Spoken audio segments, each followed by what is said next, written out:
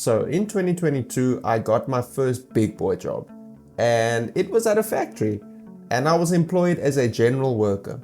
Now, I stayed there for almost 4 years at this place, and it was one of the most important experiences I think I've ever had in my life.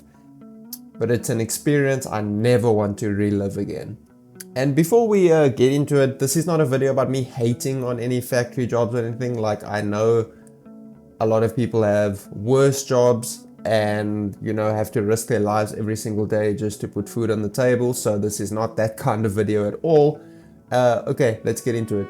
Okay, so like the biggest shock to my system when I got there was shifts. Now, previously to that, to this job, I've never worked shifts in my life. So this was quite a thing for me.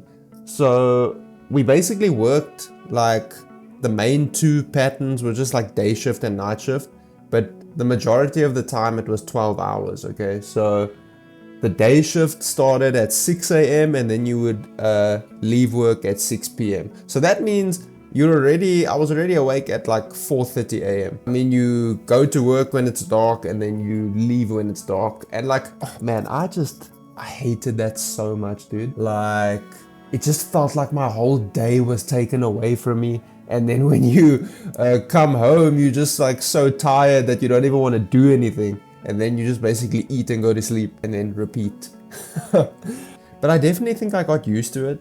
I think like anything, if you do it long enough, your body and your mind adapts and then it, doesn't feel that difficult anymore. I never really got used to night shift though. Like night shift was very tough on my body, man. Like 6 p.m. until 6 a.m. shifts, dude, like that was really not fun. It felt like when you tried to sleep during the day, you just couldn't sleep properly. Even if you blacked out the room with, putting blankets even on, like over the curtains just to make the room extra dark. It just felt like it just wasn't working because your body knows it's daytime. Like, this is not sleep time now, bro. So I don't think I ever really got used to that. But more importantly, with the night shift, I always felt like mentally I struggled because I just hated the thought of leaving my partner at home at night while I wasn't there. It always made me feel a little bit uncomfortable. But yeah, we got through it. It's okay.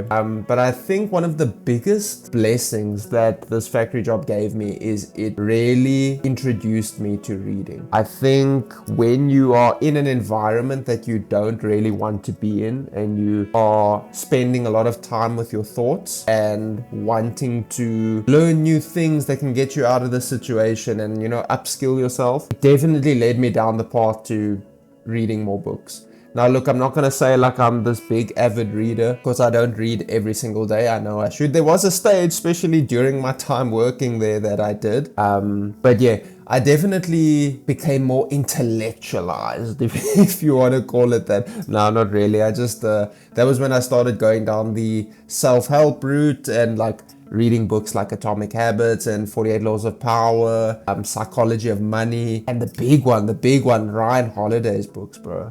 Like, I don't know if you've ever read any of his books, but wow, there's some good titles that you guys should check out, like Ego is the Enemy, The Obstacle is the Way, Stillness is the Key. Ryan Holiday is the GOAT, bro. Ryan, if you ever see this video, bro, shout out to you, bro.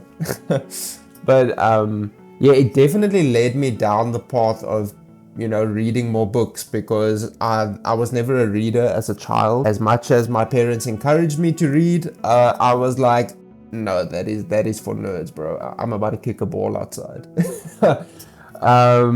And through high school, didn't touch that. Nope, was not about to read a book. And yeah, this was actually the environment that led me to want to become a reader. So in that respect, I have so much gratitude towards this job that I had, dude, because it's made learning more palatable to me. Because I just don't think I've ever really been like an interested learner. Like, I've never wanted to, go out of my way to learn something from someone, like I'm always just trying to do things my own way. And yeah, reading books has definitely changed that, dude. I think I also learned a lot about people because when you work in a massive factory, I think you really come across different walks of life, people with different experiences, thoughts and feelings, and you really get a sense of humanity in a way that you've never experienced before. Well, at least that's what it was for me.